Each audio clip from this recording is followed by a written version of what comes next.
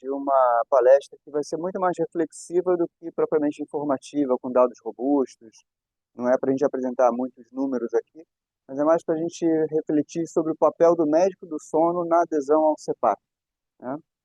Qual é o papel que o médico tem, e não somente o fisioterapeuta ou a empresa de CPAP, em fazer com que o nosso paciente consiga aderir realmente e manter o uso do CPAP a longo prazo, né? E o nosso papel é fundamental. O slide de conflito de interesse sempre geralmente é um slide que dura pelo menos 0,5 segundos, mas eu vou deixar ele um pouquinho mais aqui, para dizer que eu não tenho nenhum conflito com empresa, nem fabricante, nem revendedora, mas o meu conflito é ser médico do sono. Então eu vou defender fortemente a posição aqui central do médico do sono nesse processo, né? Então, na verdade, nós somos uma peça central nesse processo de introduzir o paciente ao que é a terapia com CPAP, mas nós somos uma peça central rodeado de uma equipe multidisciplinar, né? A gente vai ter que contar com a ajuda dos fisioterapeutas, dos fonoaudiólogos, do dentista, da loja que vai vender o CPAP, do laboratório que vai fazer o exame de sono, a gente vai ter que interpretar, e também do paciente e a sua família. Mas o médico é a figura central nisso. E o nosso papel é muito importante, porque é o médico que geralmente o paciente vai ter como referência de confiança nas informações, e a nossa responsabilidade em mostrar para ele que o diagnóstico dele e a importância que ele tem em tratar, né? Muitas vezes o paciente vai diretamente a uma loja ou faz um exame porque o familiar recomendou e não procura um médico ou um profissional do sono para se tratar, começa a se tratar sozinho. E eu não sei a experiência de vocês, muitas vezes é que a gente vê o paciente chegar ao consultório do médico, às vezes anos depois, já tendo desistido porque não deu certo a primeira vez, e aí sim procurando uma orientação profissional para conseguir engajar, engrenar o seu tratamento. Então, a intervenção do médico é uma janela de oportunidade para a gente promover o engajamento desses pacientes, né? A gente tem que fazer ele compreender o diagnóstico e as opções de tratamento, né? Cabe ao médico, então, em primeiro lugar, explicar a doença para o paciente e o seu impacto, tá? Você tem que explicar para o seu paciente o que é a apneia do sono que tanto falam e que ele tem. Não é só o ronco. Existe muito mais além do ronco, muitos mais motivos para ele se tratar, além de somente ele estar incomodando o companheiro ou companheira de cama com o ronco dele. Então, cabe a nós mostrar para ele isso de maneira didática e científica. Isso vai gerar o engajamento, tá? Cabe a nós explicar para ele também como é que é o tratamento e o impacto do tratamento na doença dele. Cabe a nós explicar que não existe uma opção só de tratamento. Existe um tratamento que vai ser escolhido como primeiro, mas que se aquilo não der certo, que ele vai ter outras opções, tá? Isso faz com que o paciente não se sinta órfão, nem frustrado, do tipo, não deu certo o tratamento que o médico falou, então eu vou sumir, não adianta, eu não vou tratar essa doença. A gente tem que dar ao paciente, logo de início, uma noção de que existem opções de tratamento. Se o primeiro não der certo, a gente vai persistir, ou a gente vai corrigir erros, porque a doença dele é uma doença importante, né? Então, por que em geral prescrevemos CPAP como primeiro tratamento? Em primeiro lugar, o CPAP é conhecidamente o tratamento com maior eficácia, tá? E aí cabe uma parada aqui para conceituar o que é eficácia, né? Eficácia é o funcionamento de um tratamento em condições ideais. É a capacidade do tratamento produzir o efeito desejado em condições ideais. Ou seja, nós sabemos que o tratamento funciona quando corre tudo bem. Nós sabemos que o CPAP vai diminuir a mortalidade, diminuir a sonolência, quando o paciente consegue se adaptar e quando ele usa o tratamento. Então, nós sabemos que o CPAP é um tratamento eficaz. Qual é o problema que muitas vezes nós esbarramos? É a eficiência, ou seja, como que o paciente usa esse tratamento que nós sabidamente sabemos que é eficaz. Então, aqui cabe o conceito de eficiência, que é a capacidade desse mesmo tratamento produzir os efeitos desejados em condições reais, uma vez que o paciente tem os recursos para usá-lo, né? Então, a pergunta nesse caso seria: esse tratamento produz bons resultados na prática, tá? E essa resposta não vai depender só da eficácia do tratamento, e sim se o paciente vai ter uma adesão, uma aderência e uma compreensão de por que ele está tratando a doença dele. Né? E é aí que o médico do sono tem muita importância, em abraçar essa responsabilidade e abraçar essa explicação para o paciente. E no final das contas, o que nós queremos é um conceito chamado de efetividade, que mistura os conceitos de eficácia com eficiência, e que vai ser, então, se esse tratamento, uma vez instituído e usado, se vai melhorar a qualidade de vida ou melhorar os desfechos da doença que nós queremos. Tá? Então, esses três conceitos são importantes porque a gente sabe que o CPAP é eficaz, mas nem sempre ele é eficiente porque o paciente não usa, e com isso a gente perde a efetividade do tratamento que existe. Tá? Então, esse conceito aqui final de efetividade depende muito da adesão do paciente ao tratamento. Tá? É importante na nossa abordagem inicial, explicando o tratamento, a gente esclarecer que o tratamento exige um período de adaptação. Ninguém nasceu respirando com uma máscara noturna. Então, muitas vezes o paciente tem uma barreira em relação ao CPAP porque acha que nunca vai conseguir dormir usando uma máscara no nariz ou na boca e com uma pressão positiva. E esse conceito, quem tem que desmistificar é o profissional que está atendendo ele em primeiro lugar. E, em geral, é o médico do sono, que vai explicar isso com propriedade, assim como o fisioterapeuta também pode fazer isso. Mas a adaptação, que em inglês é traduzido como adjustment ou acclimatization, é o período inicial do uso do CPAP. Em geral, em 2 a 4 semanas, mas em alguns pacientes pode se estender de 3 a 6 meses esse período.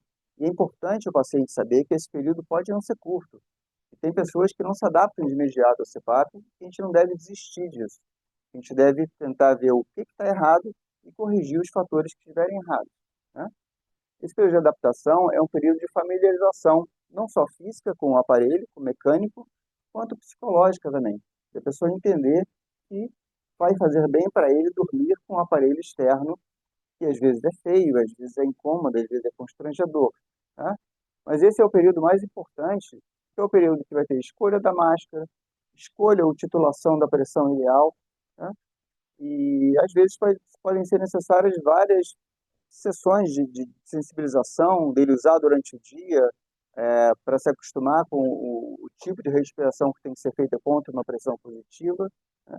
E ele tem que entender que aquele tratamento tem que ser integrado à rotina do dia a dia dele. Tá?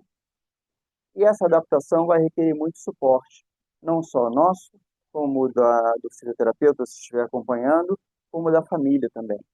Então, é um período que a gente tem que ser proativo, a gente tem que dar um reforço positivo quando o paciente está indo bem e tem que solucionar precocemente problemas. Tá? Porque a gente sabe que o período inicial de adaptação é um período único. Existem vários trabalhos mostrando que a primeira impressão é a que fica. O paciente que usou mal o CPAP na primeira semana, que não conseguiu usar por qualquer motivo de desconforto, de uma adaptação, a chance dele continuar o uso dele nos próximos 3, 6, 12 meses é menor. Se a primeira experiência foi uma experiência favorável, a tendência dele continuar a aderência em 12 meses é maior. Tá? Então, nessas primeiras 1, 2 a 4 semanas, a nossa presença tem que ser maior. A gente tem que fazer contato com o paciente ativamente, ou ter uma equipe que faça esse contato. A gente não pode simplesmente prescrever um tratamento, dizer vá à loja, alugue ou compre seu aparelho e máscara, um abraço e volta aqui daqui a 1 mês, 2 meses, ou se não conseguir se adaptar. A gente tem que ativamente pedir ao paciente para dar um feedback, ou você dar um feedback depois do primeiro, segundo dia de uso, ver se ele está monitorado, se ele está sincronizado, se ele conseguiu se adaptar, e ele voltar no seu consultório para corrigir os problemas que tenham acontecido. Se não tiver problemas acontecendo, ótimo, ele volta do mesmo jeito para você fazer um reforço positivo, dizendo que bom, você está tratando, os resultados iniciais da primeira e segunda semana são esses, a gente tem como dizer se a sua doença está sendo efetivamente tratada pelo tratamento que foi prescrito. Tá? Então, esse monitoramento intensivo e esse contato precoce é crucial para resolver problemas precocemente. E isso é um fator primordial na adesão desse paciente. Né? Aqui é um estudo, para não dizer que eu não citei estudo nenhum, né, mostrando que os pacientes que interromperam o tratamento após 6 meses foram aqueles que identificaram poucos benefícios do uso do CPAP ou tiveram muitos problemas, ou não tiveram suas expectativas atendidas em relação ao tratamento, ou que não foram esclarecidos em relação às expectativas. Você não deve dar uma expectativa irreal ao paciente, dizendo que ele vai ficar bom na primeira semana. Muitos pacientes não são tão sintomáticos assim e vão sentir o benefício de um tratamento com pressão positiva depois da segunda, terceira, quarta semana. Então, você tem que desmistificar isso com o paciente. Tá? Então, eu vou novamente colocar alguns conceitos aqui. Tá? Aderência, a gente falou de adaptação, agora a gente vai falar de aderência e de adesão, que são conceitos diferentes. O problema é que na língua inglesa, adesão é adherence, ou seja, aderência em português. Mas a aderência que a gente usa em português seria, no inglês, o compliance, né? O que seria mais ou menos a obediência do tratamento, do paciente ao tratamento que você prescreveu. Então, a aderência é uma medida objetiva, é uma medida que a gente consegue, acho que aqui não tem pointer, né? É uma medida que a gente vai conseguir ver numericamente, se ele usou um determinado número de dias, um determinado número de horas. Então, o conceito de aderência é um conceito que acabou sendo enraizado de uma maneira fixa pelas operadoras de saúde, como pelo menos 4 horas por dia, por pelo menos 70% dos dias. Esse é o conceito pragmático para as operadoras de saúde, principalmente dos Estados Unidos, continuarem oferecendo o CPAP gratuitamente para os pacientes. Mas nós já sabemos que esse conceito de aderência ele está muito aquém da necessidade real de uso do tratamento. Então, a aderência seria um conceito básico de uso de maior de 4 horas por noite por 70% das noites. Mas a gente sabe que o benefício clínico nem sempre é conseguido com essa aderência mínima. Né? A gente precisa ter um conceito a mais chamado adesão, ou seja, o paciente entender o porquê que ele está tratando, entender que ele tem que tratar idealmente todos os dias e a noite toda para ter o benefício máximo do tratamento que está sendo oferecido a ele. Então, o conceito de adesão vai muito mais do que um conceito numérico de aderência. É um conceito onde a gente tem um grau de comprometimento ativo do paciente com o tratamento, incluindo a aceitação e o entendimento dele por que ele está sendo tratado. Isso é fundamental que a gente imputa no paciente esse conceito de corresponsabilidade. E, diferentemente de tomar uma pílula para pressão alta ou para diabetes por dia, se ele não usar ativamente aquele tratamento a noite toda, ele não vai ter o benefício que precisa. É muito mais difícil para nós instituirmos o CPAP do que passarmos uma pílula para pressão alta. Muito mais difícil para o paciente. Então, é importante a gente envolver nisso aspectos comportamentais, educacionais e emocionais, às vezes, para o paciente conseguir ser adeso, né, ter uma adesão ao tratamento proposto. E o papel do médico é fundamental, porque assim, é nesse processo de adesão que a gente tem um papel de responsabilidade, de figura central para o paciente, para ele entender por que ele está tratando. Muitos pacientes não têm aquela sonolência diurna que a gente vê, que vão sentir um benefício imediato ao tratamento. Muitos pacientes têm que ser, entre aspas, convencidos de por que eles estão tratando. E esse convencimento não é um convencimento psicológico, é um convencimento que tem que ser numérico, tem que ser objetivo, nunca ameaçador, mas ele tem que entender o porquê que ele está sendo tratado. Tá? Então, isso aqui é um quadrinho para resumir a diferença entre o conceito de aderência e adesão.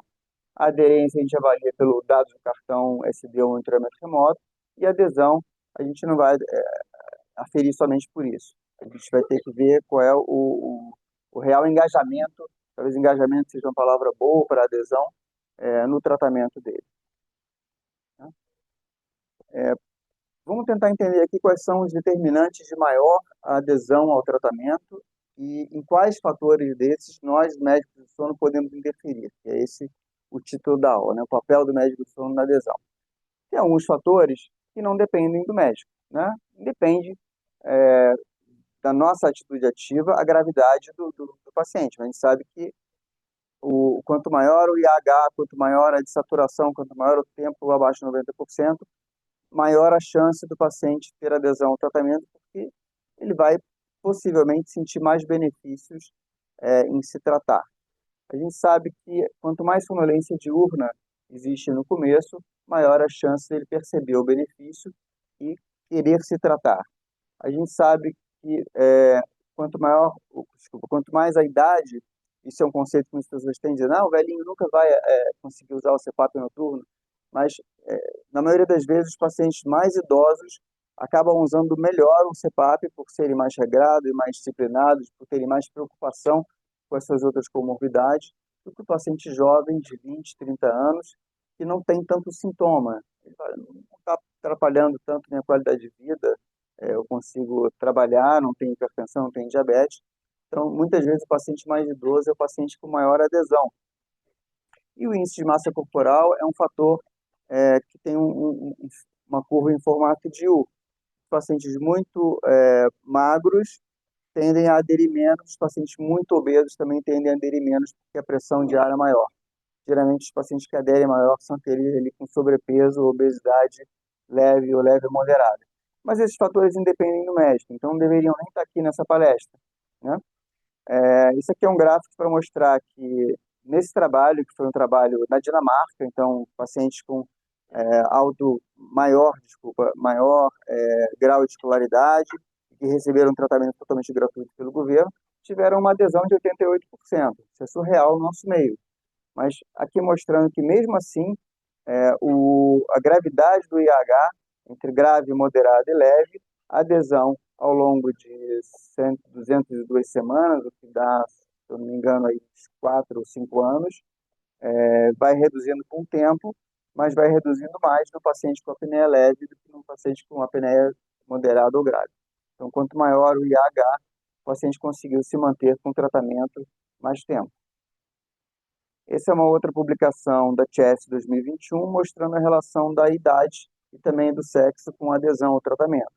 E aqui a gente vê que os pacientes, nesse estudo de retrospectivo de 789 mil pacientes, na faixa aqui dos 60 a 70 anos, foram os pacientes que mais conseguiram adesão, conseguiram se manter com o uso regular do CPAP.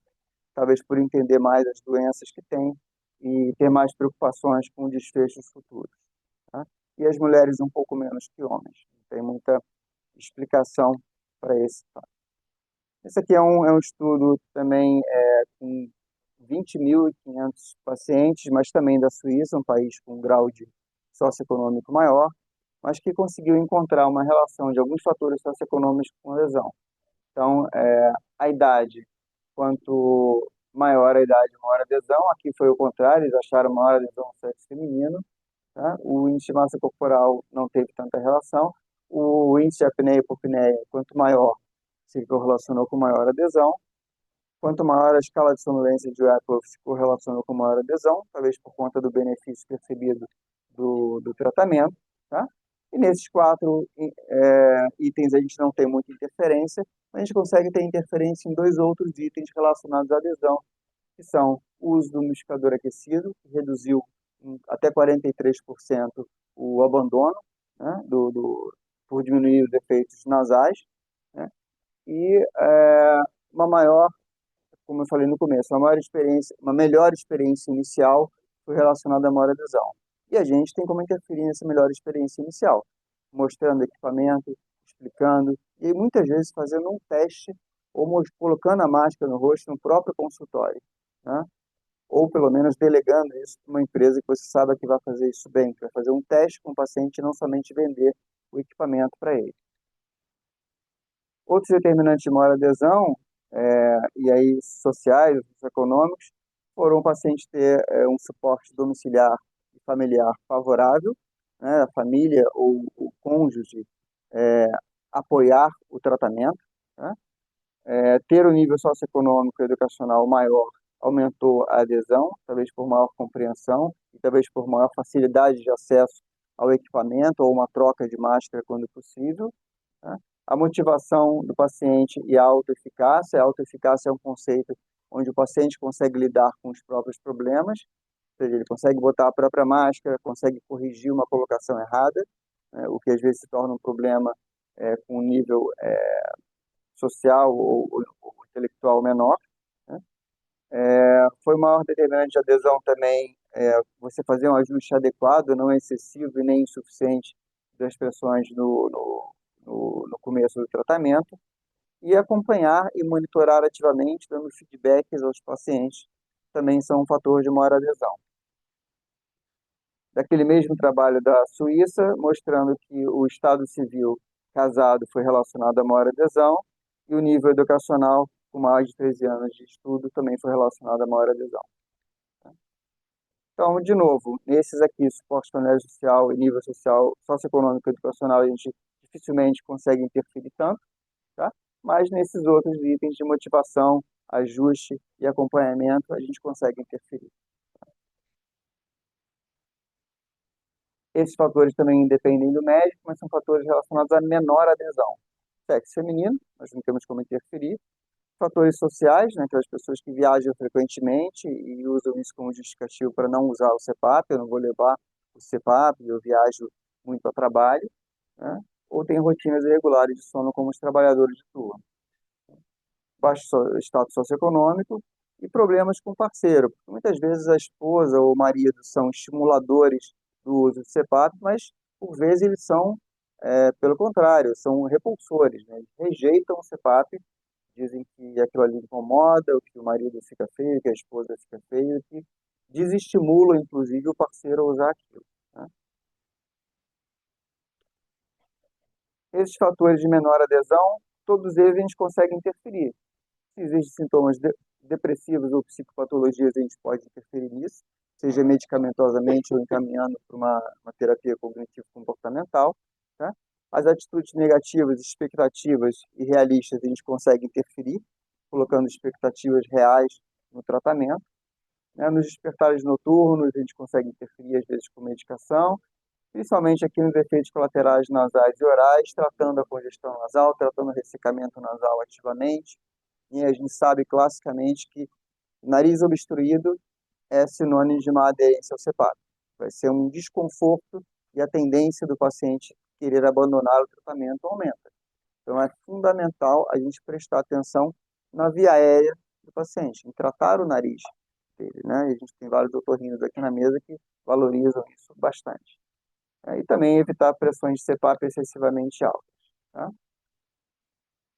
Recursos tecnológicos eu vou deixar para o Leonardo Damiano comentar, ele tem com toda a propriedade de falar dos equipamentos, tá? E o que eu vou propor como estratégia de abordagem? A principal mensagem daqui que eu quero deixar para vocês é que é fundamental uma relação médico-paciente estreita, principalmente no início do paciente. Você tem que demonstrar a ele empatia ao tratamento, você tem que demonstrar parceria no tratamento. Você tem que se colocar à disposição para resolver os problemas. Se ele tiver um problema não resolvido, ou ele não vai voltar em você, ou ele vai voltar, mas vai falar que não quer mais saber daquele tratamento nunca mais na vida. Então, é fundamental a gente sentar com o paciente, falar que o tratamento é conjunto, que depende dele, que você não vai fazer milagre. E uma vez ele entendendo o tamanho do problema que ele tem, a chance dele aderir é maior. Então, uma explicação clara e repetida sobre a doença, um ajuste realista de expectativas. Nem todo paciente vai se sentir maravilhoso na primeira semana, nem todo mundo vai diminuir a fadiga ou a sonolência na primeira semana, ainda mais que na primeira semana, às vezes, a pessoa não consegue usar a semana inteira. Então, você tem que ser realista em relação a, olha, vamos persistir, que a gente vai conseguir uma melhora de qualidade de vida, sim. Você tem que transmitir confiança no resultado do tratamento. Idealmente, se você puder fornecer materiais audiovisuais ou escritos, isso dá uma segurança maior ao paciente e você tem que se colocar disponível, tá? E como é que você mostra ao paciente que a doença dele é importante? Muitas vezes passa por mostrar dados para ele. Aí você pode abrir a tela do seu computador ou abrir um folheto e mostrar, olha, por que você tem que tratar?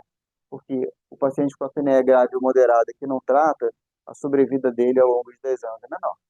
Então, se você não se trata, a chance de você morrer mais cedo por outras complicações que podem ser facilitadas pela apneia do sono é maior. E mostrar para ele o tamanho do problema, que a gente tem os dados que cerca de 1 bilhão de pessoas no mundo têm apneia do sono, no Brasil cerca de 50 milhões, sendo que 25%, 25 milhões desses são apneias moderada ou grave. Isso dados de 2019. Possivelmente isso deve ter aumentado ou modificado ao longo dos anos. Você deve explicar para ele, mostrando objetivamente, o que a doença dele tem a ver com o restante. Por que a doença dele interfere com a pressão alta? Por que a doença dele aumenta a chance de infarto do miocárdio? Por que a doença dele aumenta a chance de AVC?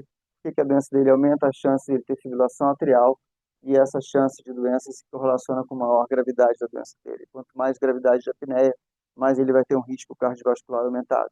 Tá? Muitas vezes mostrando esse gráfico, o gráfico anterior aqui de mortalidade, o paciente já fala, epa, eu tenho que me tratar realmente. E agora, não. E aqui antes, mostrando também que o impacto na qualidade de vida existe em matéria de sonolência, escala de Epworth, escala de qualidade de vida percebida, que é o FOSS, e aqui a capacidade de manter-se acordado, né, as testes de latências místicas do sono. E mostrando não só que o tratamento influencia, mas que o tratamento pelo número de horas adequado. Então, assim, usou pouco tempo, vai ter pouco benefício. E quanto maior parte da noite você usa, maior vai ser esse benefício. Ele tem que ter essa noção que não basta ele usar até as 2 da manhã, acordou para ir ao banheiro, volta, já usei 2 horas, tá bom, vou dormir o resto da noite sem.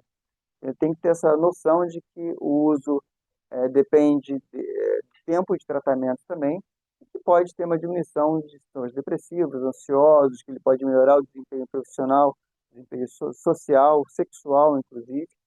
E é importante o médico do sono enfatizar esses resultados, enfatizar esses dados para ele. Tá? Fiz uma tabelinha aqui, mas para facilitar essa tabelinha, eu pedi para o chat GPT gerar uma linha do tempo, uma linha de horários, né? Mostrando, então, que com 2 horas de uso já reduz um pouquinho a sonolência. Mas a melhora da sonolência vem realmente ele usando 4 horas ou 6 horas. Usando mais que 5 horas, ele já pode ter um benefício na pressão arterial, segundo os estudos, né? Usando mais que 7 horas e meia, ele vai provavelmente normalizar os questionários de qualidade de vida. Tá? Então, mostrar para ele que o tratamento é dose dependente é importante também. E, finalmente, a gente conseguiu, esse ano, um estudo que a gente pode mostrar ao paciente dizendo que o negócio funciona. Porque até então, a gente tinha aqueles estudos randomizados, controversos, o SAVE, o ISAC, que não chegavam a conclusão nenhuma. E aí, essa meta-análise publicada em 2025, a gente consegue mostrar objetivamente que, olha só, a maior parte dos estudos mostrou aqui uma redução de mortalidade do lado esquerdo da linha, em quem usa CPAP versus quem não usa. A redução global da mortalidade em quem usou foi 37%, né? E a redução de mortalidade cardiovascular foi 55%. Então, na prática, você tem o dobro de chance de morrer se você não usar. Você tem 55% de chance de maior sobrevida, né? Então, são dados robustos que, às vezes, fazem diferença. O paciente olhar isso e falar, realmente, eu tenho que me tratar. Tá? Então, acho que como mensagens assim, consolidadas, você tem que transmitir confiança no que você está fazendo, você tem que mostrar para ele que o tratamento funciona, que você sabe que funciona e que ele tem que saber que funciona. Não é somente para ele parar de roncar. O benefício não é ele roncar melhor, é roncar menos, ou dormir mais tempo à noite. Não é só esse, existem outros benefícios, além desses percebíveis. Né? Você tem que ter empatia e ouvir ativamente o que ele está se queixando, e parceria para tentar resolver junto esses problemas. E na prática, se você prescreve tratamento e deixa ele se tratar sozinho, a chance de dar certo é muito pequena. Tá? E a importância da integração com a equipe multidisciplinar. Então, a gente tem que contar com a ajuda dos fisioterapeutas para ajudar numa adaptação mais difícil. A gente tem que contar com a ajuda dos fonoaudiólogos para contar com pacientes que não conseguiram se adaptar por questões funcionais, ou às vezes como um tratamento até inicial. A gente tem que contar com a ajuda dos psicólogos, às vezes se o paciente não tem uma aceitação do tratamento.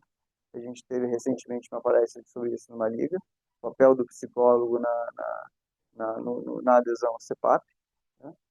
E a gente tem que tentar engajar o paciente, dividir a responsabilidade com o paciente nesse tratamento. Tá? E encaminhar para outras especialidades quando a gente viu que o tratamento não deu certo. Você tem que oferecer alternativas. Olha, não deu certo, vou desistir. Não deu certo. Olha, de repente, um tratamento ortodôntico ou de avanço mandibular, ou uma cirurgia, pode ter um papel, às vezes não total, mas parcial na sua doença, e não para por aqui, não para em mim, não. Tem outros profissionais que podem te ajudar.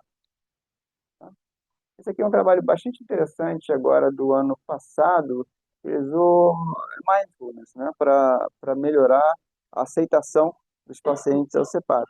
Ele encontrou dados positivos. Eu não trouxe números aqui, mas ele mostrou que a aderência ao CPAP tinha a ver com resolução de problemas que aconteciam, educação do parceiro e do paciente. Às vezes a tecnologia digital ajudava na aderência, mas que terapias de intervenção comportamental ou de meditação melhoravam o bem-estar e fazia com que ele conseguisse usar o tratamento por mais tempo. E é, na verdade, o conceito que a gente quer de adesão. Não só usar o tempo suficiente, mas entender por que ele está usando aquele tratamento. Muito obrigado.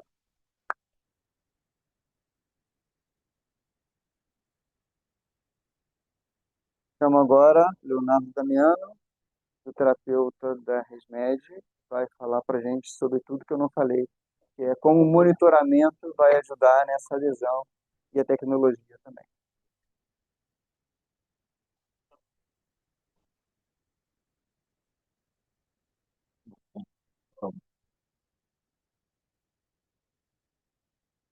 Pessoal, boa noite.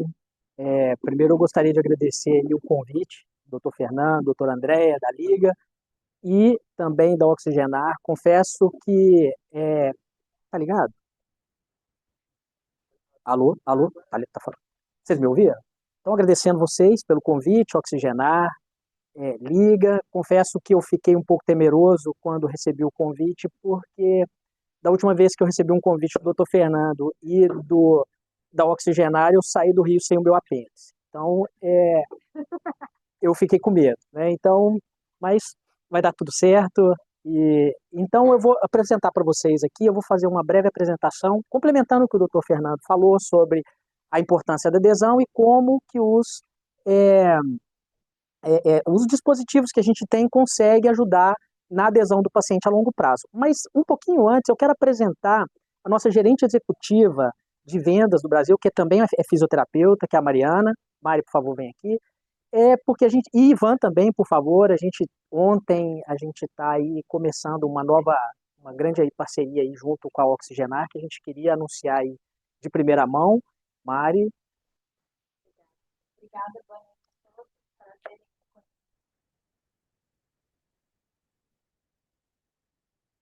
novamente estar com a Oxigenar e com o pessoal com a Liga.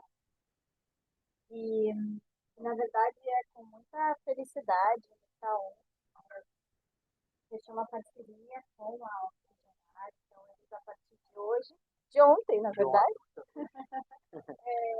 eles terão nossa assistência técnica aqui para gente. Uma coisa importante, porque a ResMed ela preza por qualidade de serviço e qualidade de produto, assim como a Oxigenar. Porém, quando você sabe que cada paciente é único, a gente precisa atendê-lo da melhor forma. E quando um paciente tem uma dificuldade, seja na adesão, como o Dr. Fernando trouxe muito bem nessa apresentação, ou seja no posterior ele precisa de um atendimento rápido, de um cuidado rápido.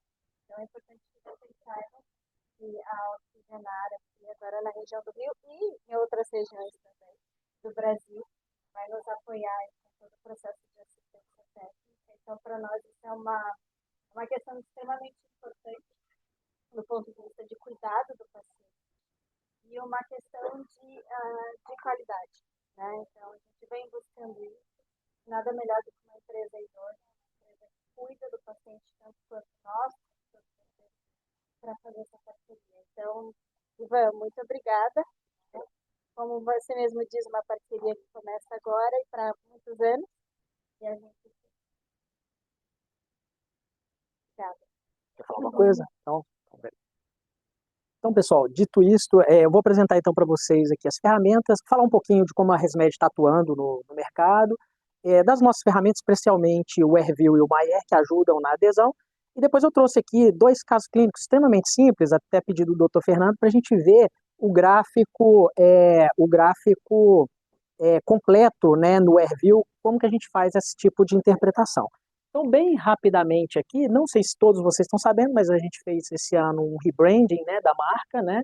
A gente já estava, tá todo mundo já acostumado com a questão aí da ResMed, com o M maiúsculo, essa curva de pulso ou de fluxo, né, que significava aí a respiração, saindo do sangue venoso para o sangue arterial. A gente fez agora esse rebranding, né, que a gente chama de arcos ascendentes, inspirados, né, nos alvéolos e na respiração alveolar e no movimento da caixa torácica, simbolizando essa missão da ResMed de ajudar as pessoas a ascenderem ao seu potencial máximo, né? E diminuímos a letra M ali, né? A letra M maiúscula levava muito a essa questão de equipamento médico, e aí a gente quer tirar essa questão da pessoa que está dormindo. Então, olha, você vai dormir com um equipamento que vai te ajudar no seu sono, vai te ajudar a dormir melhor, e tirar um pouco desse MED maiúsculo que remontava muito a um equipamento médico, tá? Então fizemos essa nova logomarca, não sei o que vocês acharam, eu também ainda estou me acostumando, estamos, né? Mas eu já estou gostando. Rapidamente, como tudo começou, em 1980, professor Sullivan, só para lembrar vocês, a ResMed ela é uma empresa australiana, tá? E hoje a sede é em San Diego, na Califórnia, lá no Vale do Silício. Em 1980, o professor Sullivan criou a pressão positiva e, em 89, o Peter Farrell, que é o fundador da ResMed, vivo até hoje, está aposentado, o nosso CEO é o filho dele hoje, o Mick Farrell, ele criou o primeiro CPAP Sullivan em 1989 e de lá para cá é história. Então é uma empresa nova, né, empresa de 36 anos, e hoje aí com muita tecnologia, tá? Passar aqui. É o nosso grande diferencial. A ResMed é líder global em equipamentos digitais e equipamentos conectados à nuvem. Hoje, no mundo, a gente tem 26 milhões de pacientes conectados na nuvem. E no Brasil? No Brasil, a gente está com 500 mil pacientes na nuvem, tá? No AirView, e 100 mil no Maier. Lembrando que o AirView é o sistema de nuvem para o profissional acompanhar o paciente.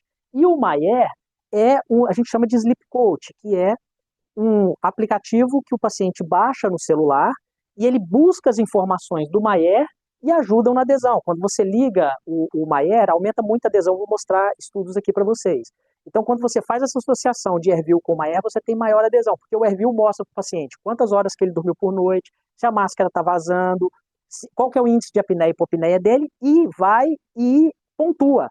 E aí ele começa a disputar a noite dele querendo ter mais pontuação, e aí isso ajuda muito na adesão aí do paciente. São ferramentas gratuitas, é só estar trabalhando com a ResMed, abrir a conta é gratuita, é só falar com a gente. A ResMed hoje já entrou na era digital, tá? A empresa hoje é totalmente tecnológica, a gente tem muitos dados por causa dessas informações que sobem para as nuvens. Hoje a gente, quando visita os parceiros, a gente leva informação de adesão, de como que a conta dele está, se os pacientes dele estão bem aderidos, a gente consegue ver a adesão inicial e a adesão final dentro de um ano hoje.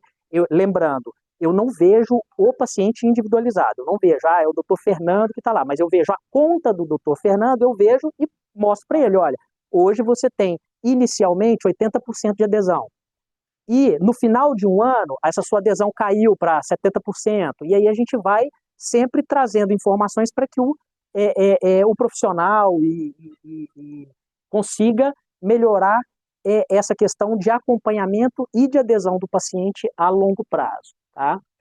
Aqui também mostrando um pouquinho para vocês, a ResMed hoje, ela é a empresa que mais apoia estudos no mundo, tá?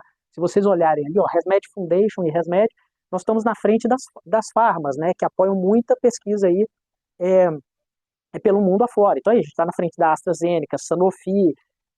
Se você puxar, e aqui já está desatualizado, então não consegui atualizar, mas está em 2001, resultados de pesquisa. Quando você vai no PubMed, procura ResMed, você já tem mais de 2.000 estudos com os nossos equipamentos, tá? E por quê? Porque é fácil pegar informação, é fácil você acompanhar o paciente, é fácil você ter como extrair informação para estudos usando aí os nossos equipamentos, tá?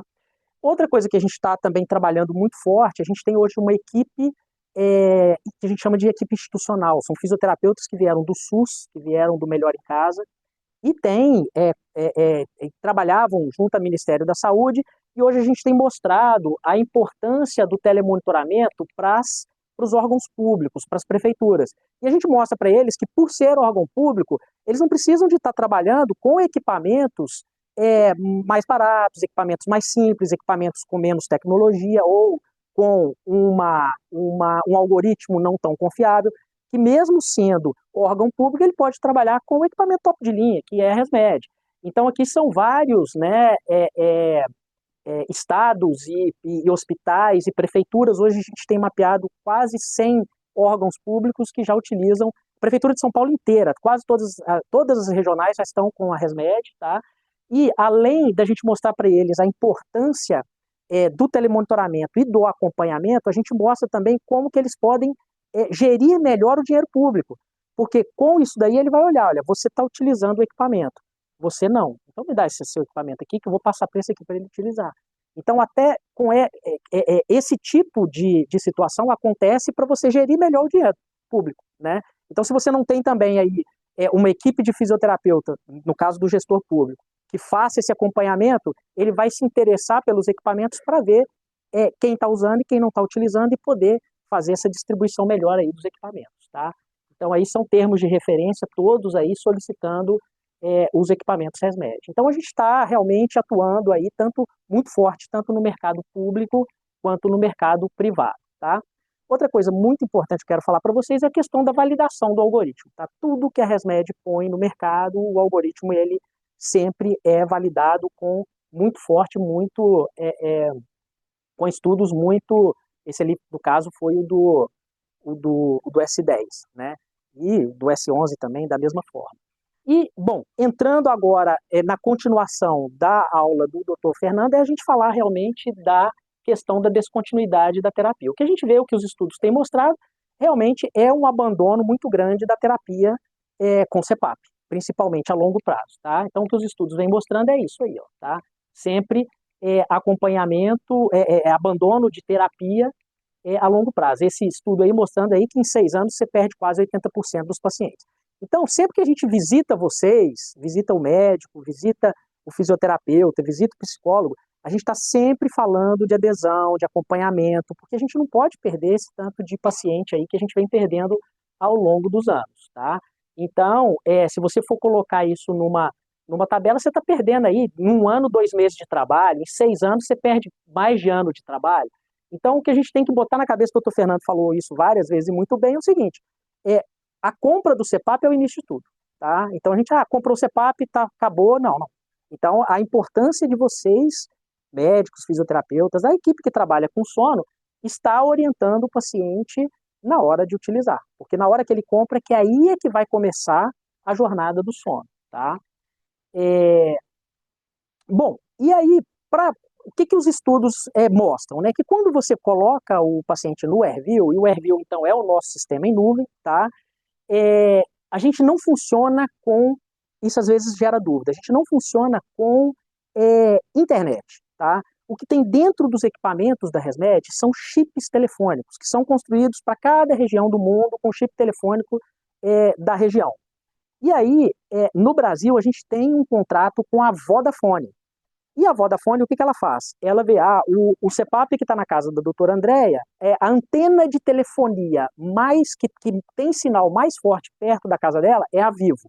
Então ele começa a mandar informação através da Vivo. Na sua casa é a Claro, então começa a mandar via Claro. Então se vocês olharem lá dentro das configurações do equipamento, você vai ver Vivo, Claro, porque ele está buscando a antena de telefonia que tem o sinal mais forte próximo da casa do paciente. Então, o paciente está dormindo, ele só precisa utilizar o equipamento. No dia seguinte, ele desligou o equipamento no on-off, ele deixa o equipamento conectado na tomada. 1 hora depois, as informações sobem para a nuvem automaticamente, sem o paciente precisar fazer Bluetooth, não precisa fazer nada, tá? Então, ele está dormindo, tá? Os dados sobem para a nuvem através de da antena de telefonia mais próxima do equipamento, vai para a casa vai para o consultório do profissional e ele, à distância, ele consegue também fazer as modificações. Então, toda modificação que você faz presencial no equipamento, você também consegue fazer à distância. Então, isso melhorou muito a questão do acompanhamento e da adesão do paciente ao tratamento, tá? É você conseguir fazer essa adesão, essa mudança à distância. Quando eu comecei a trabalhar nessa área em 2004, em 2004 a gente tinha só aquele cartão, tipo um cartão de crédito. Então eu ia na casa do paciente, adaptava. No dia seguinte eu ia lá, tirava o cartão, ia na empresa, fazia a leitura, voltava. Então, assim, a chance de dar errado era maior. Agora, quando você ligou lá, tá todo ali, não sei se todos conhecem o AirView, mas abre e tá todos os seus pacientes lá e te mostrando como que tá a terapia. Pessoal, qualquer dúvida, podem levantar a mão e perguntar, tá? E aí, essa é a grande vantagem. Então, não precisa de Wi-Fi, não precisa de Bluetooth, o paciente não precisa fazer nada. Para o paciente idoso, isso é muito legal. Na parte pública, que também, às vezes, a gente chega em pacientes muito simples, então eles não precisam também estar fazendo nada ali no equipamento para que a informação suba, tá? E a outra parte aí que eu falei é a questão do MyAir, que é o aplicativo. Então, o AirView é para o profissional, o MyAir é para o paciente. O ideal é que vocês, na hora que vocês recebam o paciente, vocês orientem ele a baixar o aplicativo no celular. Baixou o aplicativo no celular para quê? Para que ele acompanhe a terapia e para que esse aplicativo vá pontuando ele noite a noite. E isso parece um jogo, e ele vai querendo sempre ter mais pontuação, e isso aumenta a adesão. E é isso aqui que os estudos mostram. Olha, quando você tem aí, quando você coloca o paciente no equipamento da ResMed e acompanha com o AirView, você tem uma adesão de 71,7%. E quando você liga o MyAir, 84% de adesão. Então, você aumenta bem a adesão quando você liga o MyAir, tá? Outro estudo aqui mostrando, olha, que além da adesão de 70 para 87, as horas de uso também aumentam, olha lá. Saiu de 5 horas para 6 horas de uso quando o paciente liga o MyAir. Então, são duas ferramentas que são ferramentas gratuitas, é só vocês pedirem para o paciente baixar e vocês terem o acompanhamento do AirView aí no computador de vocês. Um terceiro ponto que também é muito importante na adesão do paciente, pessoal, é a questão da troca constante de acessórios, tá? As máscaras, lá atrás, quando eu comecei, em 2004, as máscaras elas eram mais resistentes, elas duravam mais, mas elas eram muito duras, às vezes causava até uma escarazinha no paciente, a gente colocava micropore, era bem mais desconfortável. As máscaras hoje, elas são extremamente confortáveis, são de silicone extremamente macio, mas e não é só a nossa, de todas as empresas, elas são mais sensíveis, né? E tem que ter uma troca periódica. E essa informação de troca periódica é muito importante a partir de vocês, tá? Eu já tive paciente, quando eu atendia na ponta, que ele chegava e falava assim, essa máscara aqui é da minha mãe, ela usou 3 anos, faleceu, eu quero usar ela também. Então a gente fala, pô, você tem uma parte de relacionamento com essa matéria. Então põe num quadro que o seu tamanho é outro, essa máscara muito provavelmente já não está mais com toda a parte de silicone ainda com adesão, deve estar com vazamento, né? Então a gente tem que fazer essa troca aí periódica. Além do que, essas máscaras, elas não toleram uma desinfecção agressiva, porque as máscaras elas são extremamente sensíveis. O que a gente pede? Passar pano úmido com sabão neutro. E o que os estudos mostram também é isso aí, ó. Mesmo você sendo uma pessoa só utilizando pano úmido com sabão neutro, você ainda tem bactérias, cultura de bactérias que ainda ficam na máscara. Então, por isso, dessa importância de se trocar a máscara constantemente. E aí vem esse estudo, tá? Com mais de 100 mil pacientes, mostrando o seguinte, que os pacientes que entraram na terapia, eles sempre entram muito bem, lá no 100%, e aquele azul ali, ó, é o grupo controle, que ficou com a mesma máscara durante um ano. Terminou esse ano, olha lá, com 68% de adesão. E os outros pacientes que foram trocando partes da máscara ao longo do tempo, a adesão só foi aumentando. E pacientes que trocaram até 5 vezes peças, né, da máscara, chegou a bater 88,7% de adesão. Então, é importantíssimo estar se trocando as peças das máscaras, tá? E aí, é, isso aqui foi uma pesquisa que a própria ResMed fez aqui no Brasil com 309 usuários, perguntando qual que era o papel do profissional do sono nas recomendações. E aí o que os pacientes falaram? Olha, mais de 85% dos pacientes confiam nas recomendações de troca de acessório quando essa informação vem de vocês, tá? Quando vem do vendedor, eles, você está querendo me vender, mas quando vem de vocês, eles confiam mais, tá? E apenas 12% disseram que receberam essa recomendação. Então é muito importante que vocês, na hora da consulta, dentro de tudo aquilo que o doutor Fernando colocou, ele fala, gente, é importante que vocês estejam trocando as partes da máscara, ou essa máscara, pelo menos de ano em ano, tá? E aí, quando você fala, junta Ervil, Maier e troca de acessórios, a gente está falando aí de uma adesão grande aí ao tratamento, tá? Bem rapidamente, e aqui isso aqui é o que a gente leva para vocês quando a gente faz a visita de vocês. A gente pega a conta, então eu peguei uma conta aqui real, tá? Que tinha 84 pacientes no Ervil dentro de um ano. E aí, olha só, o que a gente consegue ver e apresentar. Quando você usa só o Ervil, essa conta que tinha 84 pacientes, o início dos primeiros 3 meses teve uma adesão de 78,6%. E no final de um ano, essa caiu para 64,3%. A gente pega sempre os 3 primeiros meses do ano e os 3 últimos meses do ano. Então, olha só, bate exatamente isso, a gente vê em praticamente todas as contas das revendas, dos médicos, dos fisioterapeutas no Brasil. Essa queda dentro de um ano da adesão. Então, olha só, 78% inicial, 64% nos 3 meses finais dentro de um ano. Ou seja, há perda muita ainda de paciente. E quando você liga o Maier, a adesão inicial 87,5% e no final de um ano 79,2%, né? Então você vê que quando você liga o Maier, tanto a adesão inicial quanto a adesão no final de um ano, ela ela melhora muito, tá? E bate com os estudos, tá? Agora, qual que é o problema? O problema é aquilo ali, ó. É a média que os brasileiros, nós brasileiros, a gente liga o Maier.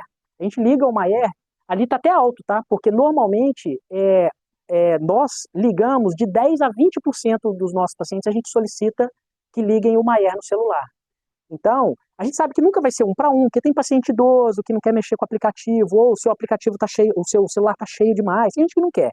Mas a gente acha que 60%, 70% aí da população que está com os nossos equipamentos deveria estar utilizando aí o Maier para ajudar aí na adesão, tá? E para finalizar, pessoal, bem rapidamente, bem simplesmente aqui, para vocês entenderem, como a gente vai falar um pouquinho do nosso relatório, o nosso relatório, ele mostra para vocês a apneia central, mostra Chine-Stokes, mostra HERA, como se eu não tenho um eletroencefalograma, né? Como que a ResMed entrega isso para mim sem eu ter esse tipo de análise durante o sono. Então eu vou falar rapidamente como é que funciona o nosso algoritmo, só para vocês entenderem como é que ele está entregando essas informações para vocês, e a gente mostra os 2 casos clínicos e encerra. Primeiro, o algoritmo da ResMed, que testado e validado, a gente tem 92% mais ou menos 3 de assertividade aí no nosso algoritmo, tá? O mais próximo que chegou, nosso, foi 62%, tá? A gente tem 3 linhas de defesa. Então, como é que o algoritmo funciona? Ele não espera o paciente evoluir para a apneia. A primeira coisa que ele vai avaliar é o seguinte: teve redução de fluxo, ele já faz as alterações de pressão para que a paciente não evolua para ronco ou para apneia. E aí, há a diferença também do algoritmo, que eu nem vou falar aqui, mas só vou citar, do algoritmo do For Her. A ResMed é a única empresa que tem um algoritmo para o sono da mulher, né? E aí ele reage mais rapidamente à redução de fluxo, tá?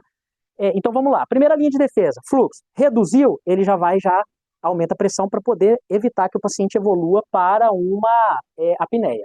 Passou pela primeira linha de defesa, roncou, ele também já altera as pressões para que para que o paciente não evolua para a apneia.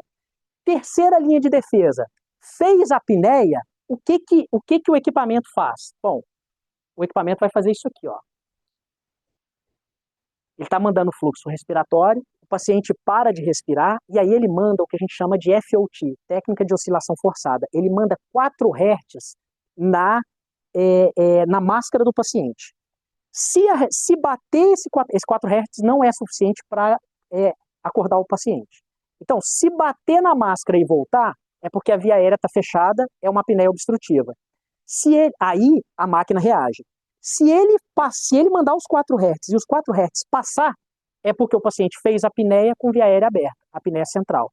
Então é assim que ele te define a apneia central. O que tem dentro do nosso algoritmo, na verdade, é uma biblioteca de curvas de fluxo. Então ele avalia curvas de fluxo e padrões respiratórios. Então, a curva de fluxo normal está lá, nenhuma necessidade de alteração. As limitações de fluxo, você tem vários tipos de limitação de fluxo. Ali eu coloquei uma que é a mais típica, que é o tipo cadeira, que teve alguma alteração de fluxo, ele já reage. Roncou, reage, e se parar a respiração, ele vai definir através do FOT se é central ou obstrutiva, tá? E no caso da HERA, a mesma coisa, ó. O que é a HERA? Mínimo de 2 respirações, tá? Não vou ficar lendo aqui para a gente já finalizar, mas a HERA é mínimo de 2 respirações com limitação de fluxo, sem hipopneia, seguido de uma mudança abrupta na ventilação. Então, o que ele está lendo? Olha ali, ó. Aqui ele viu HERA? Não, porque teve uma limitação de fluxo. E aqui, olha, 2 ou mais limitações de fluxo, com mudança abrupta na respiração, ele já lê como HERA. E aqui, olha, ele não teve limitação de fluxo, aqui ele já teve, foi a curva de fluxo do ronco. Então também ele não detecta como HERA, tá? Então é assim que ele vai detectar HERA, com padrões lendo sempre a biblioteca de curvas de fluxo, tá? E no caso da respiração de Cheyne-Stokes, da mesma forma, ele vai ver o padrão ventilatório do paciente, e se esse paciente fizer 15 minutos ou mais, ele lê como Cheyne-Stokes, tá? Menos do que isso não, que é paciente que está com Cheyne-Stokes, ele nunca vai fazer menos do que isso aí de respiração, tá? Então eu dei esse bem en passant para vocês entenderem de onde estão vindo essas informações, tá? E aí o relatório que vocês já estão acostumados, tá? Que o relatório é com gráficos. E para finalizar, eu trouxe aqui um caso clínico só para mostrar para vocês como que a gente consegue juntos, né, médicos, fisioterapeutas, quem está acompanhando o paciente, entregar o melhor tratamento e acompanhamento aí para esse paciente. Então, um paciente masculino, um pouquinho obeso, hipertenso, não tinha, o sono não era reparador, cansaço, fadiga, e a polissonografia, né, poligrafia, mostrando que ele tinha aí um índice de apneia e hipopneia, mas o que eu quero que vocês vejam ali era o seguinte, olha lá, 0 de apneia central, tá? Olha lá no cantinho ali, ó, 0 de apneia central. E aí esse paciente foi colocado num equipamento automático de 5 a 9, olha lá em cima, tá? E aí, após o início do uso da terapia, ele começou a fazer apneia central, tá? E aí, muito provavelmente, aí olha ali, ó, olha lá, começou a fazer apneia central, o índice de apneia e hipopneia mais alto, por causa da central, tá? E aí, na hora que você vai olhar no gráfico detalhado, você vê ali, ó, ele está fazendo apneia central na noite toda. Então, muito provavelmente, é um paciente que a gente fala loop gain, né, que ele tem esses mínimas alterações aí da pressão ali que estava tendo, variando, né, apesar de não ser um binível, mas ele ter a variação durante a noite poderia estar levando ele a fazer aí a apneia central. Então, nesse caso aqui, a resolução do problema foi fixar a pressão, tá? Então, foi feito o acompanhamento do médico com o fisioterapeuta em conjunto e fixaram a pressão e, olha lá, 30 dias, 100% de adesão, tá? Maior do que 4 horas por noite. A apneia central, olha lá, foi para 0,7 e o índice de apneia e hipopneia despencou. Então, o paciente começou a ter aí, dormir a noite toda, sentir-se disposto no dia seguinte. Então, foi uma apneia central emergente ao tratamento, tá? E aí, aqui realmente foi a mudança a fixação da pressão é que fez melhorar, tá? E finalizando, o nosso último caso clínico aqui, um paciente de 77 anos, sexo masculino, hipertenso, dislipidêmico, infartado, e que saiu com uma fração de injeção após a angioplastia com 43% de fração de injeção, tá? Já estava usando CPAP há 3 meses, mas acordava cansado, fadigado, e aí Opa. E aí, o que quem estava acompanhando observou e, em conjunto com o médico, mostrou, olha lá, esse paciente ele estava fazendo, olha lá, respiração de Chine-Stokes, 27 minutos, tá? Um pouquinho de apneia central também, mas ali uma respiração de Chine-Stokes importante. Então, avaliando também é, o, o relatório detalhado, olha o que a gente observou também. Uma apneia central que começava a partir da metade da noite, típico de paciente que estava com a parte cardíaca descompensada. Então, porque deita, você tem o líquido indo para o pulmão, esse paciente começa também a fazer apneia central, que não era muitas, mas olha só, você já começa a observar no gráfico ali, a partir de um determinado momento, esse paciente congestionando. Então, apneia central com respiração de Chine-Stokes foi comunicado ao médico e a terapia aqui nada mais foi do que terapia medicamentosa para desobstruir esse paciente, tá? E aí depois da terapia que o médico fez, a apneia central praticamente desapareceu e o paciente começou a dormir bem e aí ele estava tomando furosemida e aí foram as intervenções médicas aí que ajudaram ao uso do CPAP. Então, o que a gente quer falar aqui, que é o que o Dr. Fernando mais bateu nisso. Se a gente não acompanhar, o paciente ele não vai adaptar. Então, é um paciente que, aquele primeiro paciente lá, eu botei no automático e deixo. E o paciente não está adaptado, né? Ele começou a fazer a apneia central. Eu deixei no automático, a máquina vai resolver para mim. Ela tem 3 linhas de defesa. Se ele fizer isso, ela responde. Se ele fizer aquilo, ela responde. Não. Então, por isso que para vocês quando vocês têm aí parceiros de confiança e vocês fazem essa troca, um pode mostrar para o outro, chamar a atenção do outro, para que a gente não perca esse paciente, né? E, coloquei no automático, está tudo resolvido. E nesse caso aqui, da mesma forma, coloquei no CPAP, fixei a pressão e está tudo bem. O paciente não está adaptando. Então, e por que eu falei do algoritmo? Só para vocês entenderem de onde chegam essas informações. Tá? Então, são informações, algoritmo extremamente confiável, como eu disse, 92% mais ou menos 3, e que vai estar ajudando vocês aí nesse acompanhamento para a gente não ter esse tipo de estudo, né? Porque a perda ainda dos pacientes a longo prazo ainda é muito grande, tá, pessoal? Pessoal, tá aqui meu telefone, 0800 da empresa, o suporte, a gente tem cada dia mais aí tentado melhorar aí o atendimento a vocês, agora junto com a Oxigenar no Rio, com uma assistência técnica especializada, autorizada, então o paciente de vocês vai conseguir também aí fazer manutenção do equipamento com mais rapidez, tá? Agradeço mais uma vez o convite, e é isso, pessoal, uma boa noite, um bom jantar aí. Bom,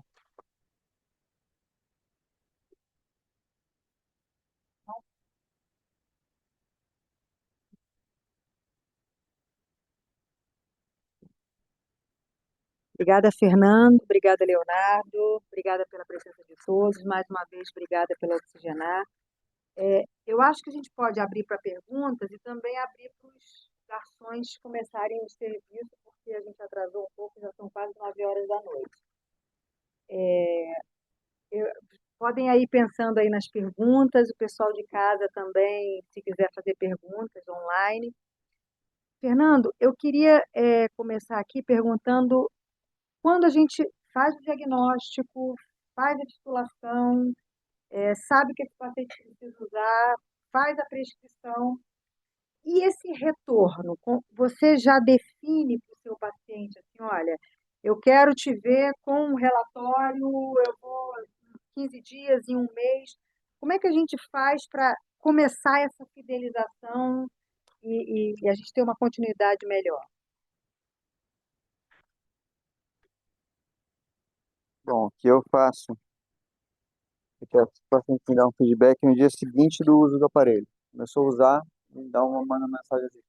Principalmente para poder saber se ele está vinculado. Se a loja que alugou, vendeu o CPAP, vinculou ele à minha conta. Então,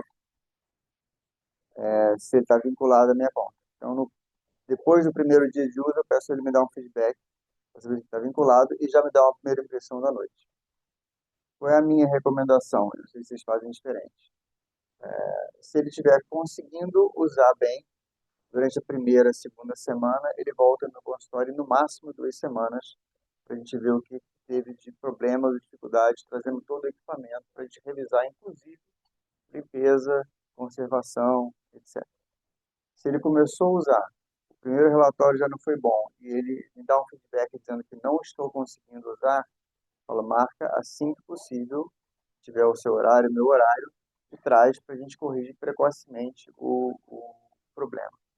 Às vezes o paciente não está conseguindo usar porque o nariz está entupido, ou porque está colocando a máscara errado, ou porque a pressão você acabou acertando como excessiva, e ele está acordando no meio da noite com pressão excessiva. Então, às vezes, tem que fazer um ajuste precoce no tratamento. Então, entre 1 e 2 semanas, eu já revejo o paciente e no dia seguinte eu já vejo se ele está aderindo. Com 2 semanas, está indo bem, a gente fez algum ajuste inicial ou não, eu peço para ele retornar em um mês. Né? E nesse meio tempo me dá um feedback, pelo menos mais 15 dias. Se com esse um mês de tratamento ele está indo bem, ele volta com 3 meses. E assim que eu faço, pelo menos. Né? Porque é o que eu falei dentro. Se você deixa passar o tempo, ele desiste. Ele fala, não, estou tendo dificuldade, não vou usar não, vou deixar um pouquinho sem. E isso aumenta a adesão do paciente. Ah, vocês têm alguma orientação diferente? E alguém faz diferente aqui?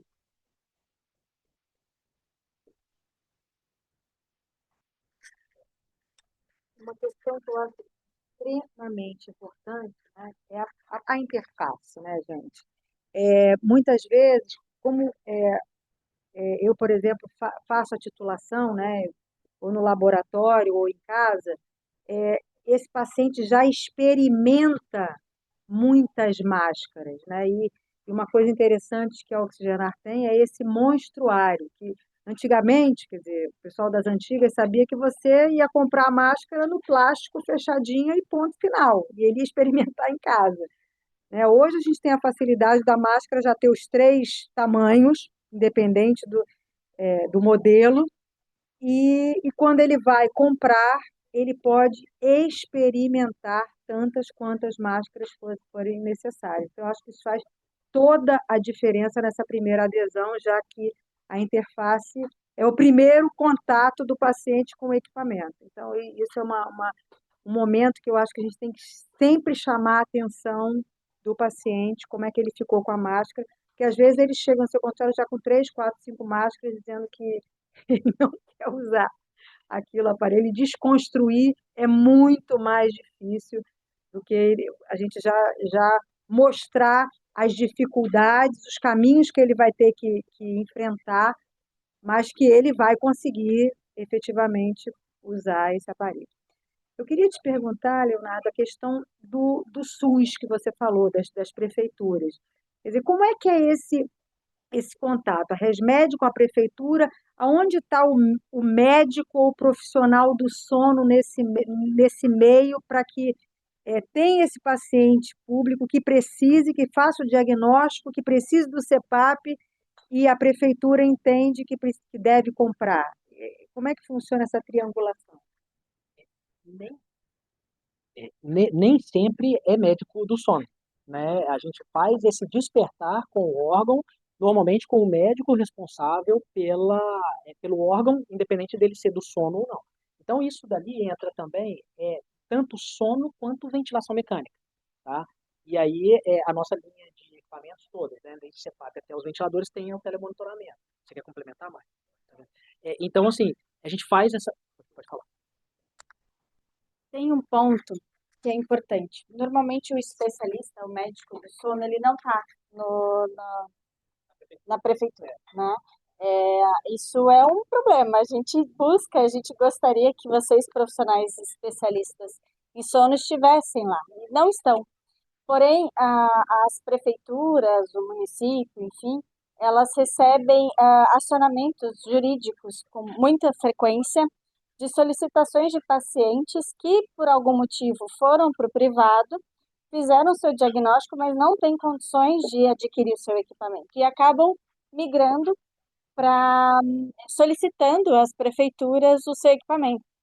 Então, o despertar nessas regionais, elas estão muito mais feitos pelo próprio acionamento jurídico dos pacientes. dos potenciais pacientes. Então, hoje, a maioria dos órgãos públicos, regionais, federais, municípios, enfim, eles já têm licitações, né? Eles já trabalham atendendo parte dessa população. E o que acontece é que muitas vezes a gente se engana, né, em achar que o paciente do SUS ele vai usar um equipamento, ou deve usar um equipamento talvez mais de baixa qualidade, ou enfim, né, qualquer equipamento. E não. A gente fez um trabalho, assim, só abrindo um parênteses para entender o quanto é importante a gente fazer um acompanhamento de um paciente também no SUS. A gente fez um trabalho bem recente em Santa Catarina, no estado. Santa Catarina é um dos estados que tem uma das melhores licitações que atendem o estado e tem condições que atendem ao volume necessário para o estado. E a gente fez um estudo com 120 pacientes. Então, a gente pegou pacientes que não estavam telemonitorados e colocamos no telemonitoramento. E só de colocar no telemonitoramento, a gente descobriu que 28% desses pacientes que estavam com equipamento não usavam.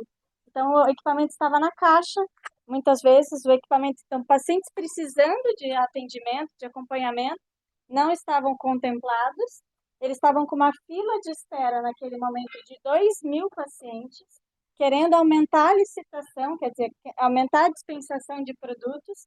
Porém, nesse estudo de 120 pacientes, a gente descobriu que mais de 28% não usavam o equipamento. Então, o telemonitoramento, nesse caso, ele é fundamental, porque ele ajuda não somente a tratar o paciente, mas identificar aquele que não está usando. Então, o que a gente fez, baseada nesse estudo, a gente tem estimulado as prefeituras, enfim, o mercado, a área pública, de contemplar os equipamentos e gerar tratamento para esses pacientes com qualidade e, ao mesmo tempo, garantir que eles utilizem.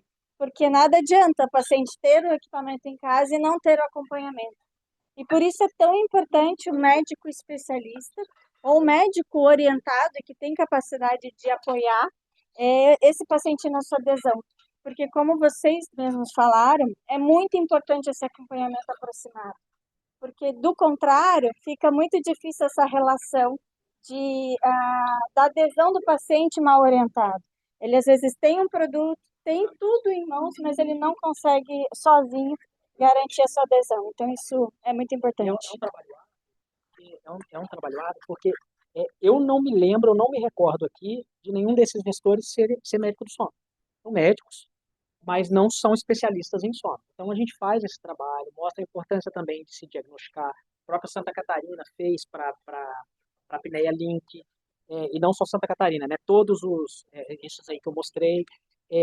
Então, assim, a gente mostra para eles todas essas vantagens de se ter o telemonitoramento, mas o médico do sono mesmo, eu não me lembro. Você me lembra? Alguém.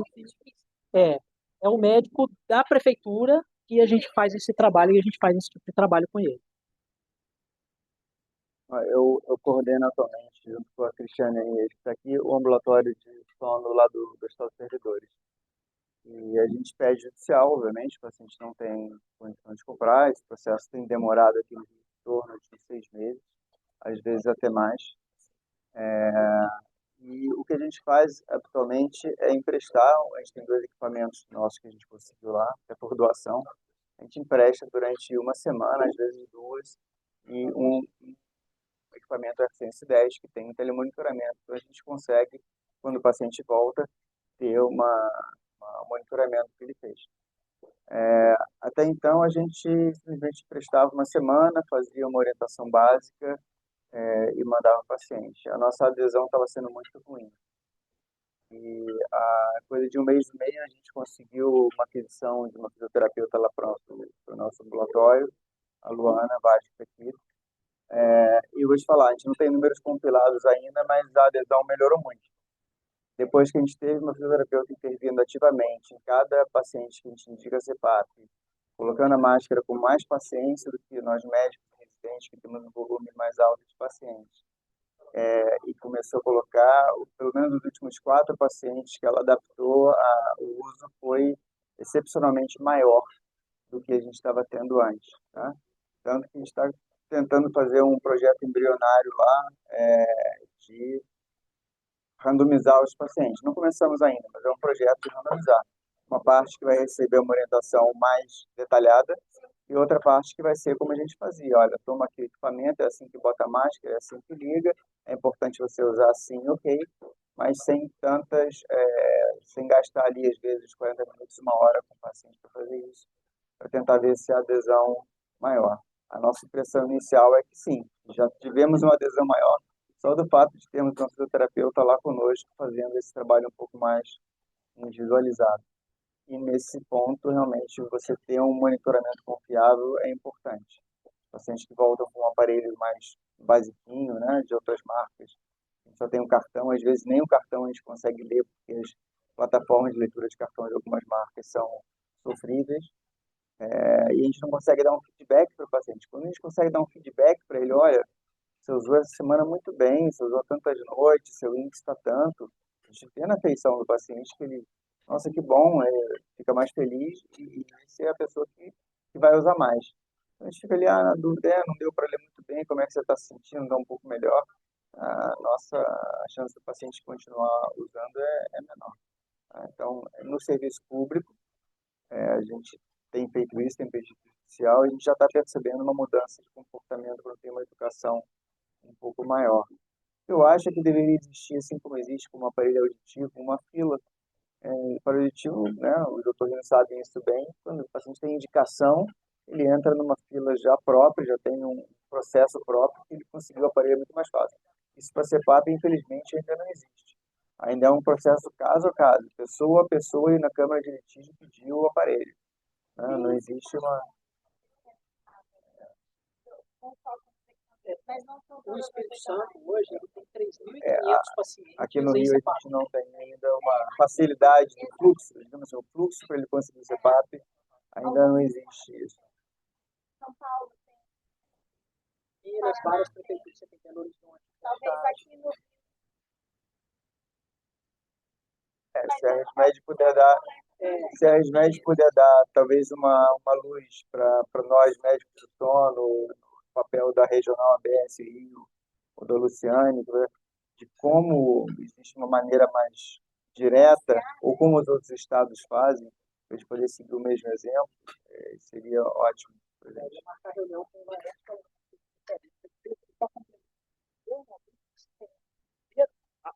a primeira impressão dele é assim, não, não vou monitorizar não, quero só entregar. Então você vai entregar, mas esse cara tá usando? Foi aquela primeira impressão que o doutor Fernando teve. Então, primeiro, então tá, você não quer telemonitorizar, então vamos começar o seguinte, vamos ver pelo menos se o cara tá usando. Aí eles se interessam, começam a ver e falam, tá, não tá usando, por que que não tá usando? Aí ele começa a se interessar em acompanhar esse paciente. Ele fala, olha, eu tô entregando um equipamento caro, né, tô ajudando esse paciente e ele não está utilizando. Então, é um passo de cada vez. Então, é um trabalho que já vem sendo feito aí há 5 anos dentro da ResMed. Como eu disse, hoje a gente tem aí mais de 80 municípios e órgãos, tanto municipais, federais e estaduais, utilizando. Volto a falar do Espírito Santo, porque eu participei ativamente, 3.500 equipamentos. São Paulo são divididos em regionais, 6 regionais, e aí não tem mais judicialização. Isso, nós estamos falando de CEPAP. Tá? E aí agora saiu o resultado de Porto Alegre também com equipamentos ResMed, Uberaba, uma reunião com vocês, com os nossos especialistas, para eles explicarem melhor para vocês o trabalho, o caminho das pedras.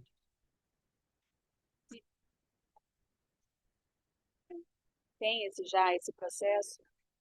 Isso partiu de quem? A ResMed, porque assim, a gente manda o paciente judicializar, né? Que nem o Fernando, eu também trabalho no hospital público, a gente faz bem parecido.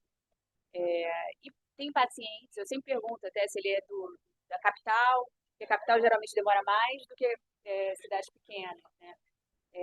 Então tem vários pacientes que acabam conseguindo pela prefeitura, mas qual é partiu da ResMed ou partiu das prefeituras?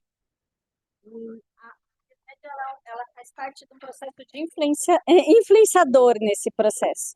Não é ela, né? Até porque a gente, enquanto fabricante, não podemos, a gente não pode impor a questão de marca e tudo mais, não é possível isso. Mas o que a gente faz é juntar grupos de profissionais, de médicos, que têm que são como vocês, que fazem essa orientação ao paciente, e vamos até o órgão regulamentador, o órgão regional, e aí a gente faz a solicitação em conjunto. Na verdade, a gente está estimulando o mercado todo, como um todo do som, independente. Exato.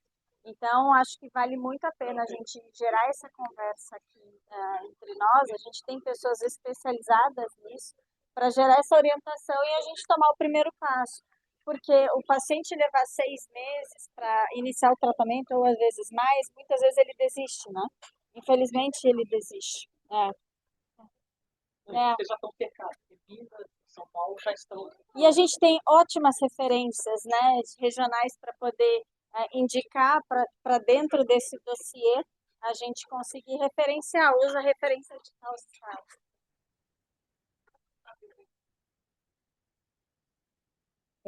Antes da gente encerrar, eu queria saber se alguém mais tem alguma dúvida.